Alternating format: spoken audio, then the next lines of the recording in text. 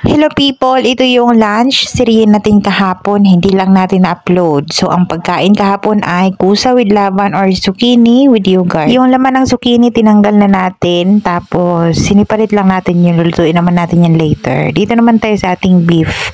Lutuin lang natin yan until maiga, naglagay tayo ng asin, paminta at mixed spices. Dito naman sa maliit na pan ay nagprito tayo ng snowbird nuts or pine nuts. Ito yung nuts na mahal sa buong mundo. Ang liit nito pero sobrang mahal. Yung naiga na yung ground beef, nagsiparit lang ako ng konti dyan dahil feeling ko magsobra yan siya. Ayoko namang lagyan lahat ng nuts. Yung nuts naman, nag-iwan ako ng konti pang toppings. Itong pine nuts na to, hanapin talaga to ng amo kong lalaki pagka wala to sa kusa with laban. Next naman ay yung filling na yan ay ilalagay natin yan sa loob ng zucchini. Ayaw nila yung masyadong siksik yung laman, kaya kontian lang natin. Sa Pilipinas, madalang lang merong zucchini sa mga nagtatanong pala. Lasa naman ito ay parang kombinasyon ng chayote at opo. Para sa akin lang. After nalagyan ng filling, ipa-fry naman natin yan until light brown.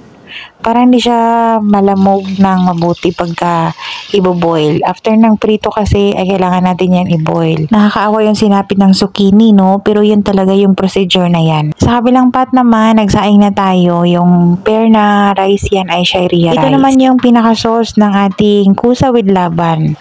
Yogurt yan, blender with all-purpose flour and 1 egg. Tapos naglagay tayo ng asin at isang magic cube. Ito naman yung rice, yung shayria rice natin. Minsan ba naisip ko na hindi na ako mag-film yung mga paulit-ulit na lang natin na content.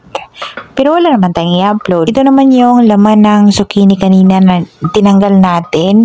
Iluto ko lang yan sa maraming garlic gamit ang olive oil at naglagay tayo ng fresh coriander. Time na para kumain na yung mga amo kaya nag-prepare na tayo ng rice. Kailangan yung rice dito sobrang init. Pati itong zucchini with yogurt. Tapos nagtap tayo ng yung natirang pine nuts. Tara kain! Thank you for watching. So, kanin plus yung ating ulam ng mga amo. Pusa. Ay, ang init.